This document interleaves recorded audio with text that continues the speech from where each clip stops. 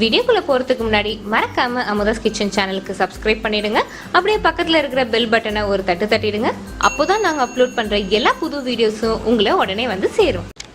இன்னைக்கு நம்ம கிச்சன்ல ஒரு சிம்பிளான கார தேங்காய் சட்னி எப்படி செய்யறதுன்னு பார்க்கலாம். இது பொங்கல், இட்லி, தோசை இது எல்லாத்துக்கும் செமையான சைட் டிஷ்ஷா இருக்கும். இதுக்கு தேவையான பொருட்கள் இங்க லிஸ்ட் பண்ணிருக்கேன். வாங்க இதை செய்ய ஆரம்பிக்கலாம். முதல்ல உளுத்தம்பருப்பையும் வடகத்தையும் வறுத்து எடுத்துக்கலாம்.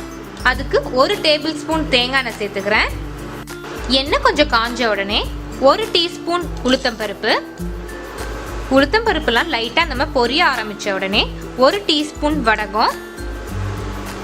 வடகத்துக்கு பதிலாக நம்ம ஏற்கனவே புதினா சட்னி செய்கிறப்ப உளுத்தம்பருப்பு கடலைப்பருப்பு சேர்த்த மாதிரி கடலைப்பருப்பு கூட சேர்த்துக்கலாம். உளுத்தம்பருப்பெல்லாம் நம்ம பொன் நிறமாக மாறின உடனே இதை நம்ம வேற ஒரு தட்டில் எடுத்து வச்சிடலாம்.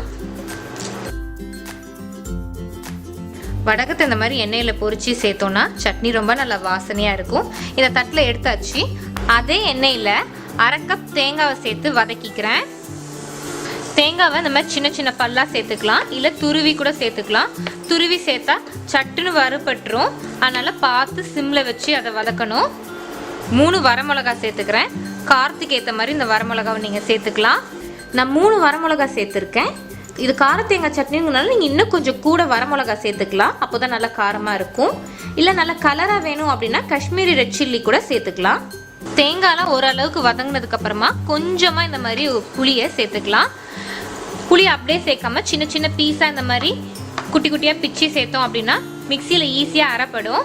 தேங்காய்லாம் லைட்டாக நம்ம பொன்னிறமாக மாறினதுக்கப்புறம் அடுப்பை ஆஃப் பண்ணிவிட்டு இந்த பேனை எடுத்து ஆற வச்சிடலாம். ஆற வச்சதை மிக்சியில் சேர்த்தாச்சு. இப்போது தேவையான அளவு உப்பு சேர்த்துக்கலாம். அப்புறம் தேவையான அளவு தண்ணி. ஓரளவுக்கு இந்த மாதிரி அரைச்சி எடுத்துக்கலாம். வறுத்து வச்ச உளுத்தம்பருப்பையும் வடகத்தையும் இது கூட சேர்த்துடலாம்.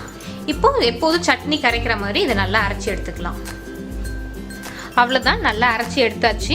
இதுக்கு கருவேப்பிலெல்லாம் போட்டு தாளிக்க தேவையில்லை. நம்ம வடகம் சேர்த்ததே சட்னி நல்லா வாசனையாக இருக்குது. அவ்வளோதான், சட்னி தயாராகிடுச்சு. எப்போதும் அரைக்கிற சட்னிக்கு கொஞ்சம் பிரேக் கொடுத்துட்டு இந்த மாதிரி கார தேங்காய் சட்னி ட்ரை பண்ணிட்டு எப்படி வந்துச்சுன்னு கீழே கமெண்ட்ஸில் சொல்லுங்கள். இந்த வீடியோ பிடிச்சிருந்தா லைக் பண்ணுங்க, ஷேர் பண்ணுங்க. அப்படியே அமுதாஸ் கிச்சன் சேனலுக்கு சப்ஸ்கிரைப் பண்ணிடுங்க.